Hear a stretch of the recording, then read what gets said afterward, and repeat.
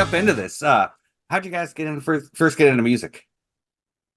Into music, like in In general. general, yes, yes. Man, wow, that's a whole journey for me because it's kind of my dad. Like, I guess, like I wasn't like a music person until I was probably like, I don't know, 12 or 13. Like, I mean, I listened to music as a kid. Like, I watched Space Jam and thought that fucking soundtrack slapped. But like, I didn't really get into music until I moved in with my dad, and I was like probably right around like 13, 14 ish. Well, no, probably around 11 or 12.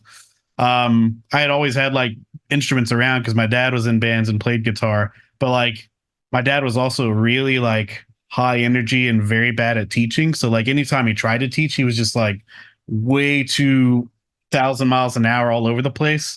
But like once I like moved in with him and I'd been around like him playing music with like, cover bands, garage bands, things like that. Eventually I was like, you know what, I'm actually give it an honest shot, and like started playing guitar and stuff. And he turned me on to like a lot of like the classic like thrash metal and just like rock history. Like really, like the first band I got really into was like Black Sabbath, and like that kind of like transformed into like, I don't know, like a Zeppelin-y thing. And then eventually I found Rush and went down the whole prog rock hole of like Yes, and like just like, hell, let's go. King Crimson, yeah, fuck yeah, King Crimson slaps. Like I don't know, it kind of just spiraled out there. I ended up playing bass for my dad's band when I was like literally in middle school. Like I was playing like dive bar, terrible club gigs, like playing like cover songs that like we had no right to be playing. Everybody was just like, what the fuck could they do? And we're like playing like ZZ Top covers and like Black Sabbath. You're literally Like, a child.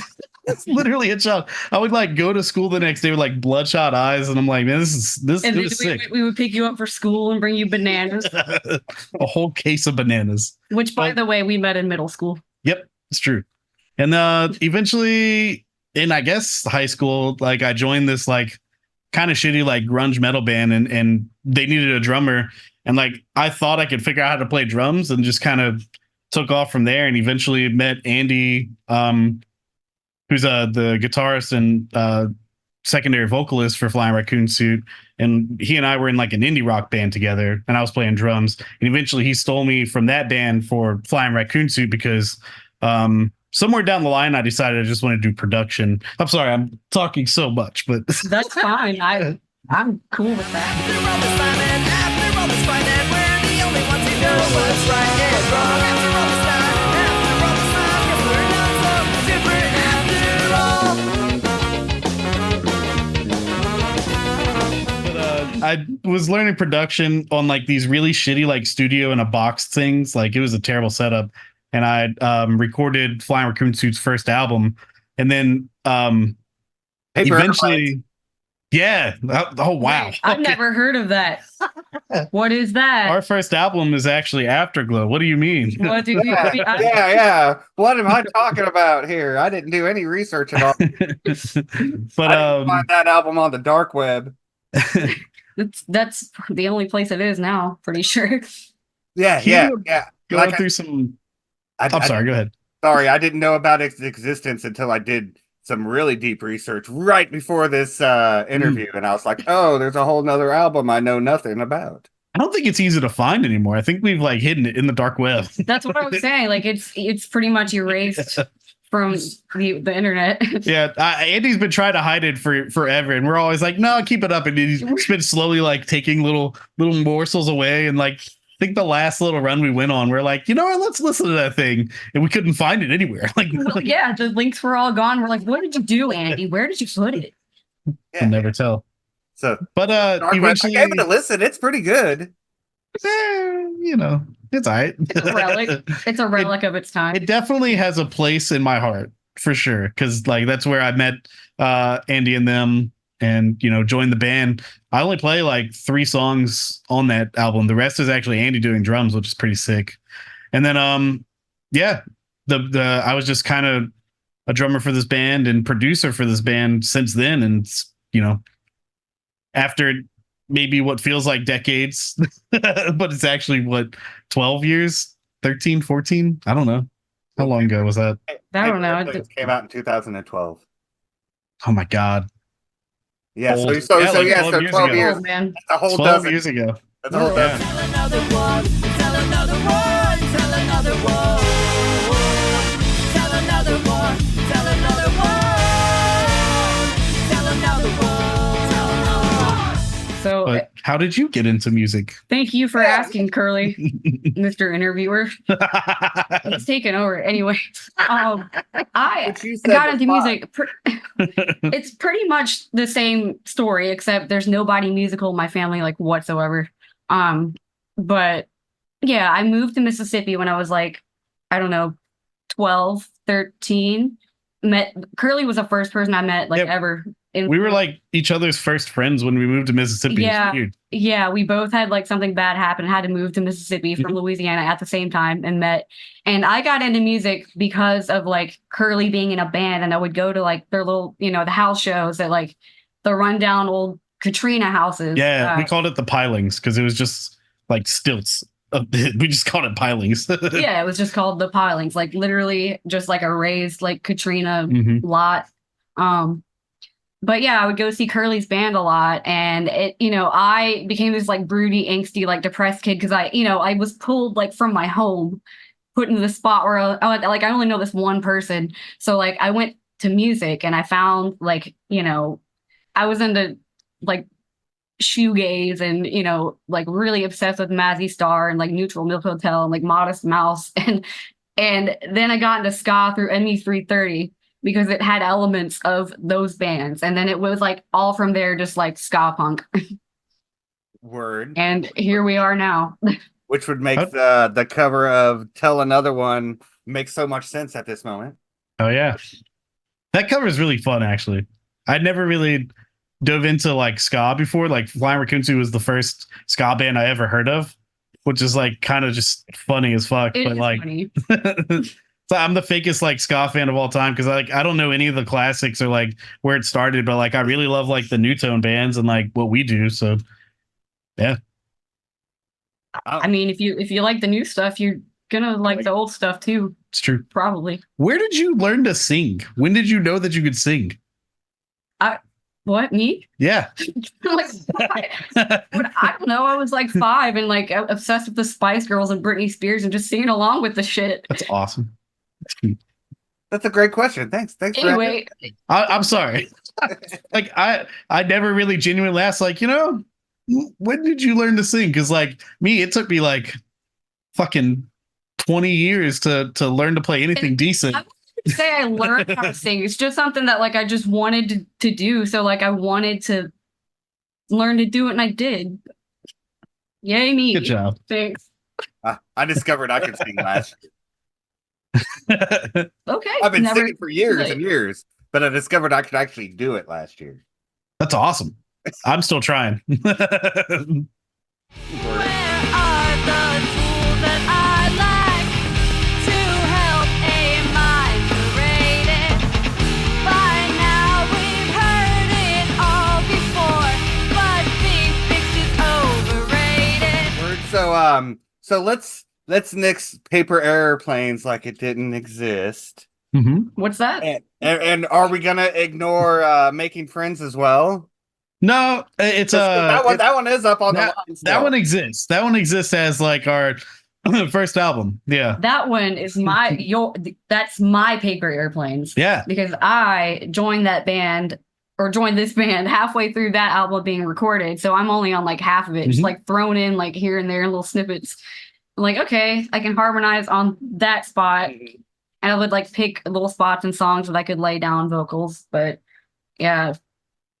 I think that album's actually really good. I think it's like it's got a lot of like issues like production wise that I can't stand like to listen to, but like it's got a lot of good songs. Like the songs I think speak for themselves. I think the closing track Empathy is like somehow one of my favorite Flying Raccoon Suit songs, and it's got like no horns, and it's actually like, no offense, but it's like Andy lead vocal on it, and it's just like it's so good. It has a lot of that like indie Modest Mouse root kind of thing to it. And I do this like really simple melodica melody. Yeah, the melodica, like, it slaps. It's simple. So good. It's simple but effective, I believe. Like I love Andy's voice in that song. Mm-hmm. Word. So do these these older tracks from Paper Airplanes and making friends still pop up on the sets every once in a while, or Yeah, a couple of them here and there. Like we still have one that we do, Cocoon. Cocoon. Yeah, that's That one. that's like one of my favorite songs to play in general. Occasionally, if we're trying to like be more like the impressive horn stuff, we'll throw screens in. That's Because what the intro. yeah, oh yeah, the intro for screens used to be what Afterglow was. So we would start screens out with like the double kick crazy intro. The title track, Yeah. Afterglow, not Right, yeah, the song Afterglow. And eventually we turned that into its own song, and that's how the song Afterglow kind of like was birthed.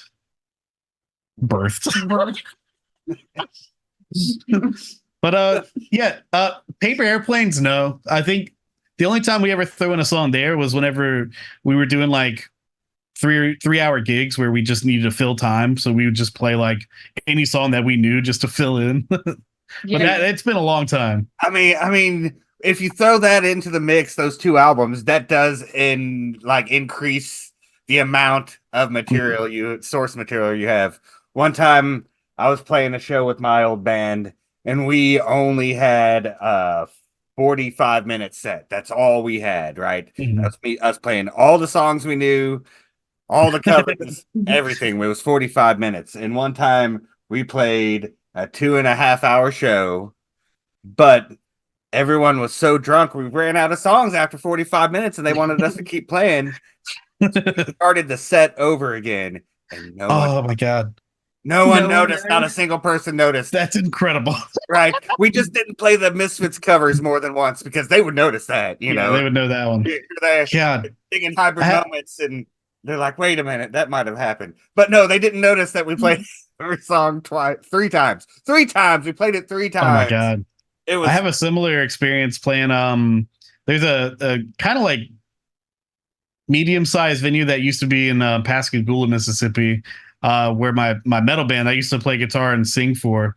We had a 45-minute set, exactly like you said, like where we didn't know anymore. We didn't have anything else prepped, and we got booked for a show, and they planned on us playing for 3 hours, and we're like, well, we don't know 3 hours of material.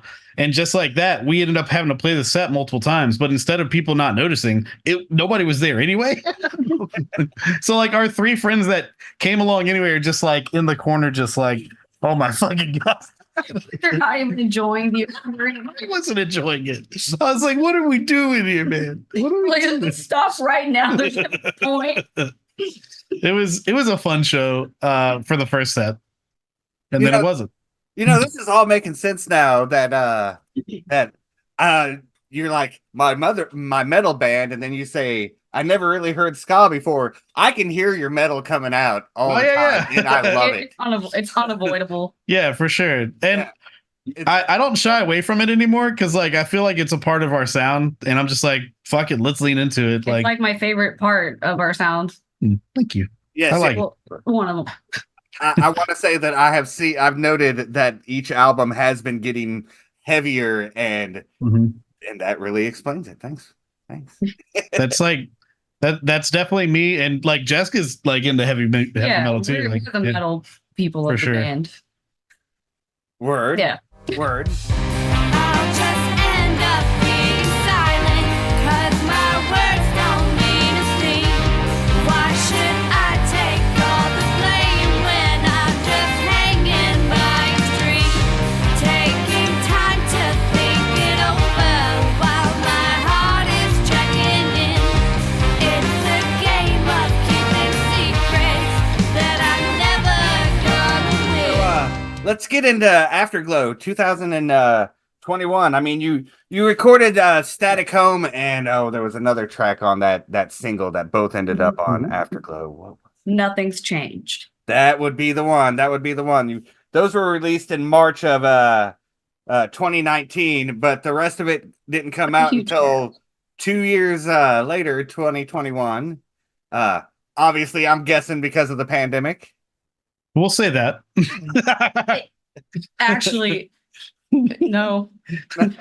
We were just Listen, like, I mean, it's partially like honestly, like the pandemic really like had us buckle down, and just like really go into studio mode.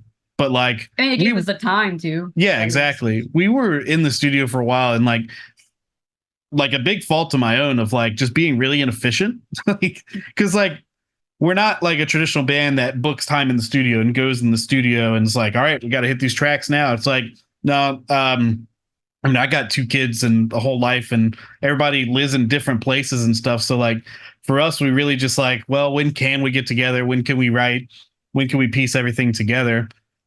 Which we've improved a lot since then. Because like I was saying, like ever since the pandemic started, we kind of use it as an opportunity to like, well, let's buckle down, get this thing right, get this thing out, and then we never really stopped for like years. Like we were just in the studio, we were recording constantly, we were writing and just like killing it. But we're actually taking a break currently, but we were Really. we might be back to work at some things now, but like we just now had the longest break we've had since like 2019 for sure. Yeah, it feels weird. I'm like itching, like compilation time.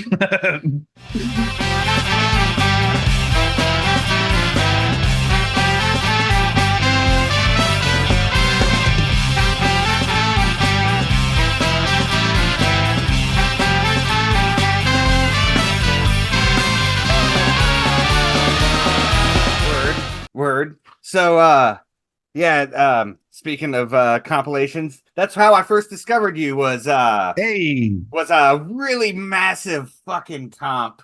What do you know about ska-punk?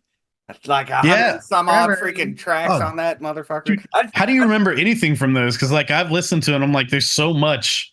It's so like much, insane. yeah. It's hard to process it all. And each time I discover a new band, even though I've already listened to it, Yeah, that's awesome.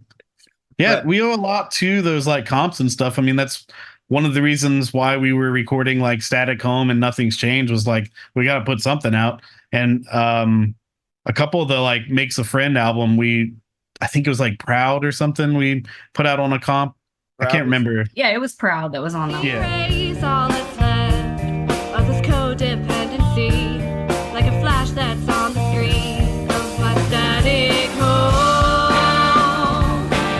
Come forth and see the bright decay. And then us releasing Static Home as like a single is what kind of like jump started the success of Afterglow, because that song actually had like some traction and got people's attention, and it was like, oh shit, like we gotta like jump in and like move and like capitalize on that. That was my first like actual like effort and attempt at like recording as a solo vocalist. Static Home, yeah, for sure. Yeah, I mean, I did Crawl and Medicated it on Makes a Friend, but that was the first. Static Home was the first time I like actually tried to like put like a like soul into it, and I wasn't nervous anymore. Well, I mean, I was nervous, but I wasn't as nervous. Yeah, because you can hear my nervousness in the old songs. God, I love the old songs too, but like I definitely feel that. I think Static Home like is my favorite song to play live too. I love the energy, the vibe of it. It just kicks ass. I love that song. You did a great job. Hey, you too.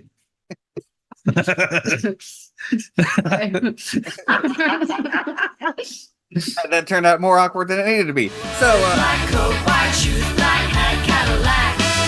The boy the time bomb. Black coat, white shoes, black hat, Cadillac. The boy the time bomb. let's talk about some of these comps. You did several tributes tracks for one for Out Comes the Lawsuit, another one for the MU330, and More Than Just a Comp, that Op Ivy cover. Dude, yeah, that one's a strange one. it was interesting just because from like Afterglow, like kind of having like a little bit more of like an actual like audience that was just like unusual. We started getting offers for like random things like those comps, like to a point where we had to start saying no. Like, we want to do all these, they're amazing like opportunities. It's like when somebody's like, dude, we're doing MU330, it's like, well, yeah, fuck, we have to do it, we have to fit that in. Same thing with like when we did the Final Fantasy, Nevin with like Final Fantasy, gotta do that one. We had to, like, we legitimately had to. If we did fucking Mario Kart 64, come on, Let's go. Let's That go. is that's the original 3 for the Famicom. Famicom, yeah. Recently. Dude, that is sick. I'm And such then a Final Fantasy fan.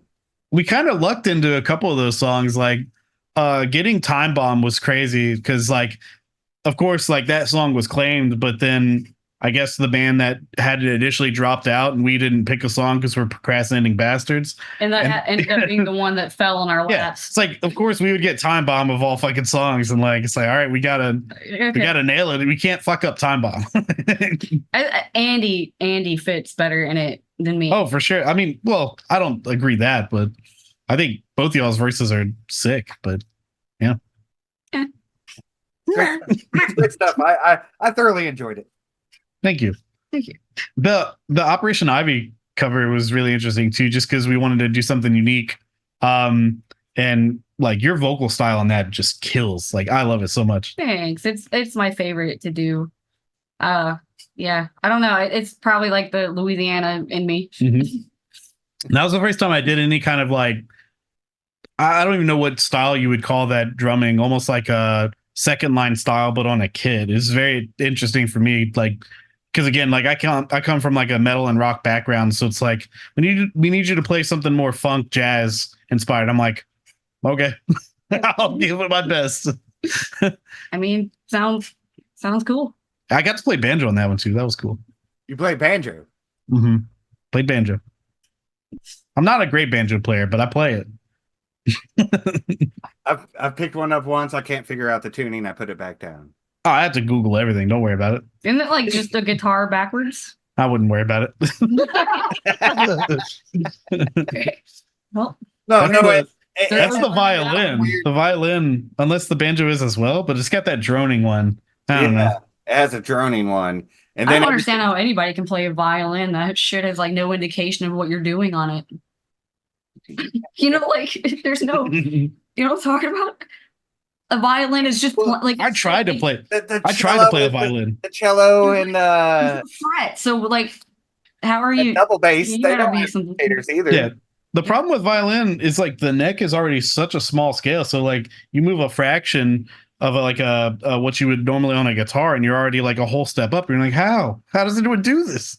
Yeah, so I'm assuming it's the fatness of the finger. Every fat finger you got. I got chubbies. I got the chubs.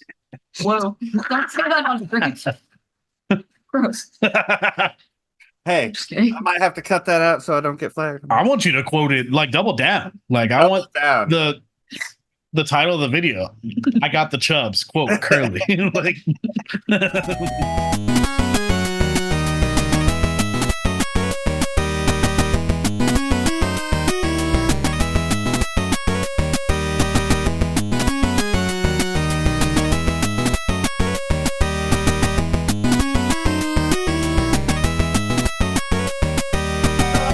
Let's move along. Right after after Glow came out, and like you released Simulator. Who keeps doing all these 8-bit covers? Who fucking knows? Are you kidding? No one knows. That's Andy. It's Andy. It's all Andy. Like 1,000%. A lot of our songs are written in like Guitar Pro. The guy just writes songs constantly, like all day, every day. He just like goes home and he slinks down in his chair because he's not a human being, and then he just gets to work.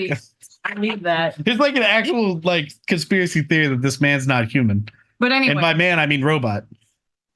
Which is why we makes a friend. I'm telling you, there's something there, man. look. Okay. Anyway, conspiracy theories aside, finish your statement. But a lot of the songs are already written out in like a MIDI format, and I guess that makes it easier to translate. I know with like I think the original album Paper Airplanes actually had a simulator as well, and maybe makes a friend. I think all our albums have except Moonflower, which Whoa, he needs to get on that. I don't know. What the fuck? Slacker.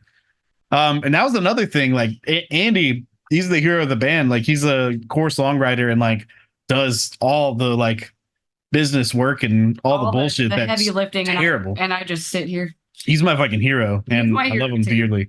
But a lot of what he was doing for a while was making like these 8-bit 8/16-bit, I don't really know, covers from like bands in the scene and stuff, and like that actually helped with like some networking and like getting to know people better. Like we weren't doing it as an angle, but like these are like our heroes and we want to like, you know, dabble with them and And collaborate and stuff like that. think And about that. Andy is a conservation biologist, and so he would release those like on Earth Day and donate the proceeds to like the Wildlife Conservancy because he's really passionate about that. So, yeah.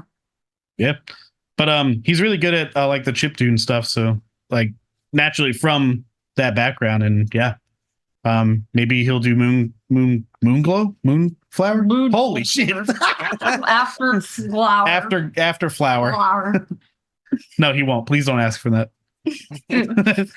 Let my boy rest, please. Yeah, poor guy. He doesn't sleep. Yeah, but your YouTube is full of nothing but the 8 covers, right? And There is. yeah, it was awesome. I was just curious. It's true. I think about it more than I should, but still I do.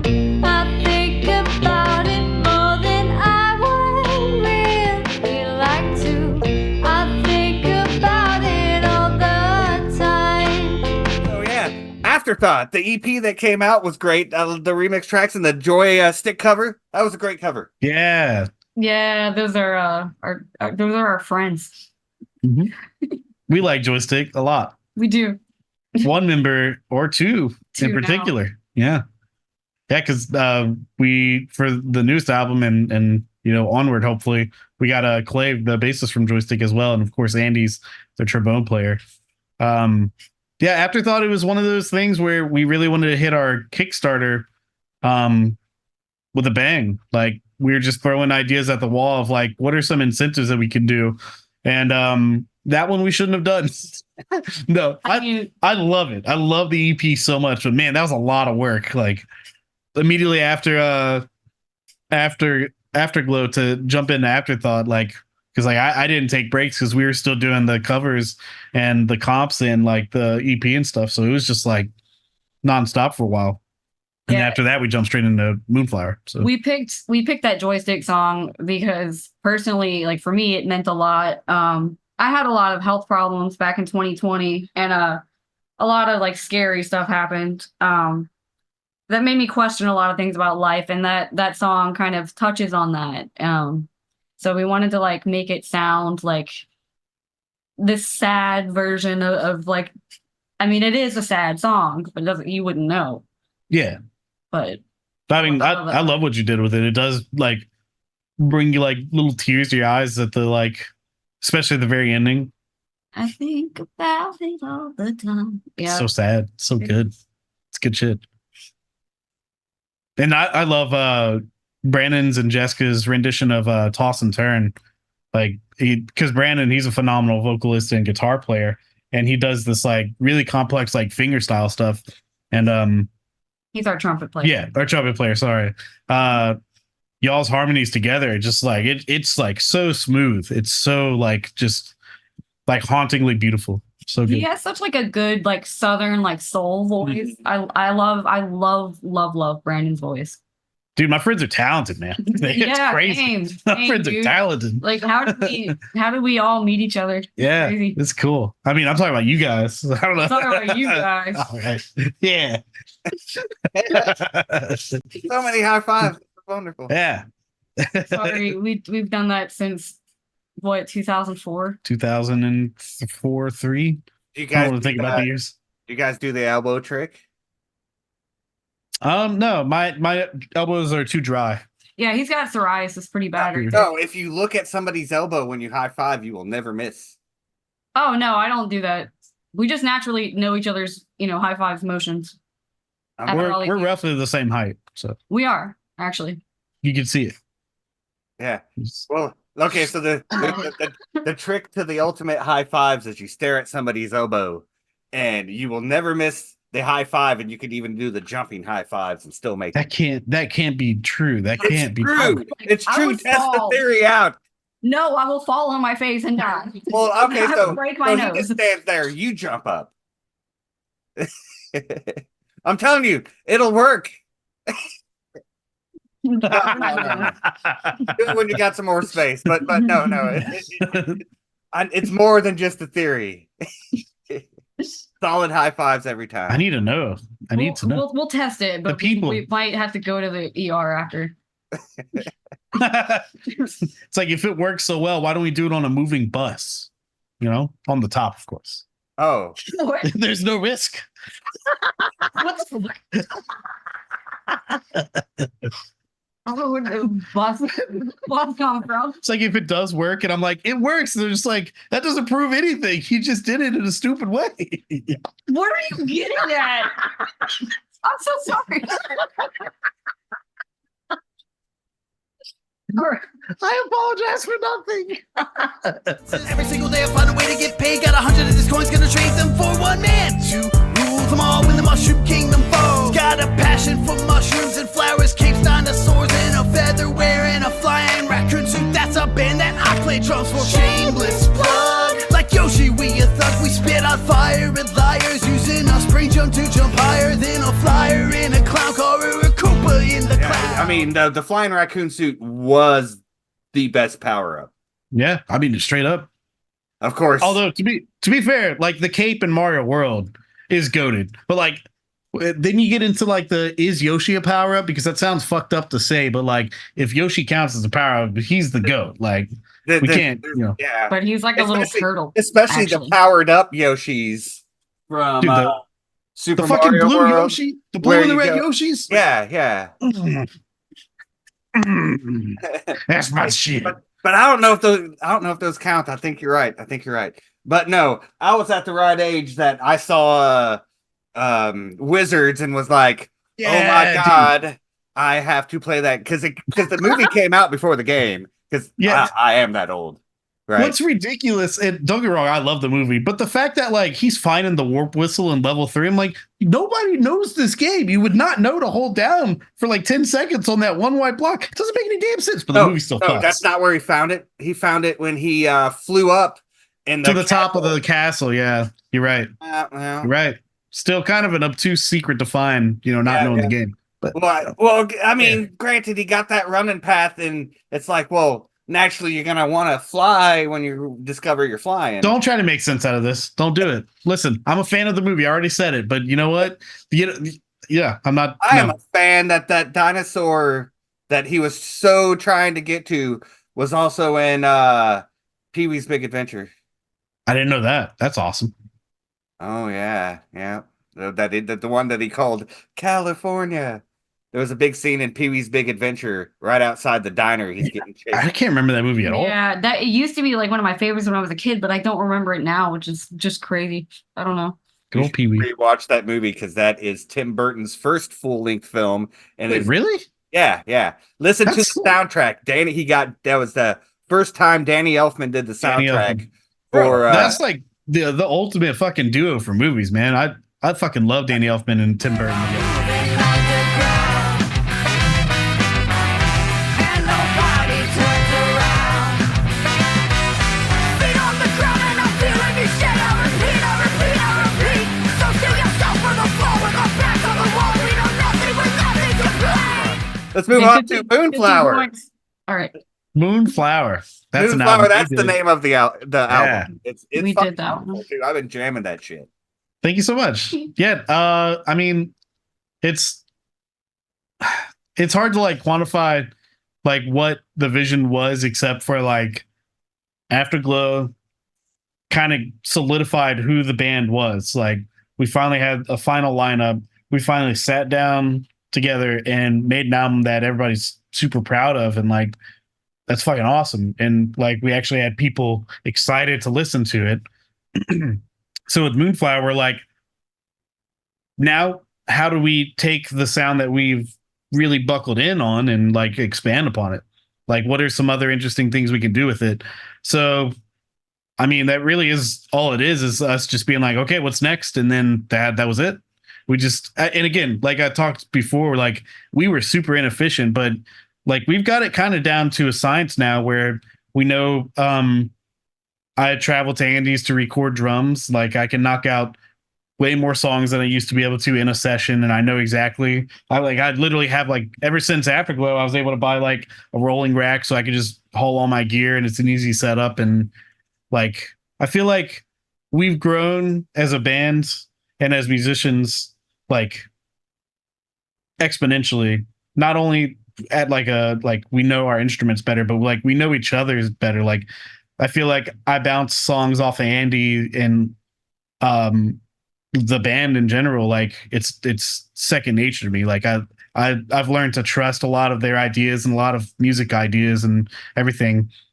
Like it really feels like musical freedom at this point, where it's like if I have an idea that I really believe in, I know that they're going to also vibe with it, because like that's who we are as friends and musicians. And it's fucking awesome that like it's literally a dream come true that I can go in and make music that I want to with my best friends in the world, and people want to listen to it. Like it's just it's incredible. Yeah. It's crazy. Like it's funny how like the songs evolve. It's like I never really can imagine the full vision, and then like I hear like a horn part, and then that pops off like a harmony for me, and I'm like, all right, there's a vision here. Mhm. And then I'm like, oh shit, that's actually a song. We made a song, dude. Did it? Yeah, we Yeah. kind of cracked the code on what like FRS is. Like it feels great. Like even like writing right now, it's like I'm still invigorated, I'm still excited, and I still have so many ideas, and like still vibing with everybody. And like especially Andy, again, he's the core songwriter, and the guy's just got the stuff, man. He's got the juice. He's got And he's got the juice, man. he's got the juice. Oh yeah. He's a master of like everything. I mean, there's nothing he couldn't do musically, and probably like in life. He's just, and he's like my like rock as like a human, you know. Andy, it's like Andy and Kerley are my best friends in this entire world. Like I don't know what I'd do without them. I don't want to be sappy, but we all really care about each other. Oh shit, I didn't look. We'll do it next time. I'm gonna be hyper focused and miss. We're just gonna like yeah. No, don't throw elbows. You watch. Instructions were unclear. There's blood everywhere. But no, we really do like vibe off of each other like so well. Like we all have the same idea, and we're like, oh, that's cool. And nobody ever thinks anyone's idea is stupid. Yeah. That's the best part. You know, we're never like, no, maybe we should like. Yeah. No, I mean, I think it speaks for itself on like the different like genre blending. Like we're not afraid to like try different stuff or experiment with the sounds.